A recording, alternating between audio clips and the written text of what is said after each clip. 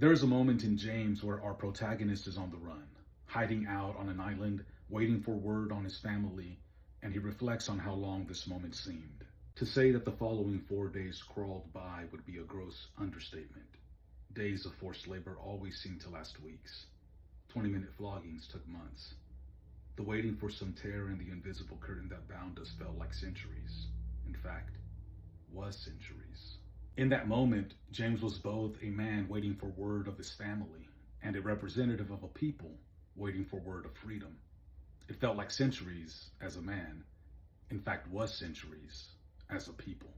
Every present moment we inhabit as individuals and as a nation has been centuries in the making. So when people urge you to forget the past, to move on, to get over any injustice that has occurred, are not urging you to do so for your benefit, but for their own.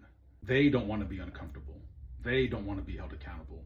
And they certainly don't want to make any kind of reparations for past wrongs. They want a clean slate. They want to move forward. They want to be unhindered in their plans and unbothered by the inconveniences of others, even if they themselves are responsible for those inconveniences. Take undocumented immigrants, for example. This so-called crisis has been in the making for 200 years.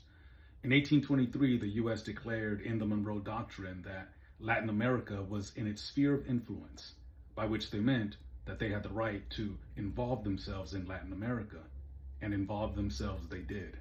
Here's a short list. 1846, the U.S. provokes war with Mexico and annexes 500,000 acres of land. 1898, they annex Puerto Rico. 1903, the U.S. promotes rebellion in Panama so that the U.S. can build the Panama Canal. 1905, they intervene in the Dominican Republic as the self-proclaimed policemen of the Caribbean. 1914, they throw their support behind a Mexican oligarchy favorable to the U.S.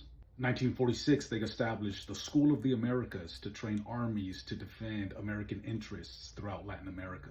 In the 1970s, the U.S. intervenes in Chile, 1980s in El Salvador, 1990s in Nicaragua. In the 2000s, they intervene in Honduras, Argentina, Paraguay, Venezuela.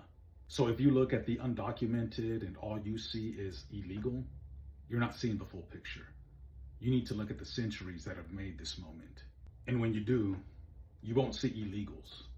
You'll see the half-children of American foreign policy, who as human beings have the right to rebuild and recover their lives, especially on the ground of those who destabilized them in the first place.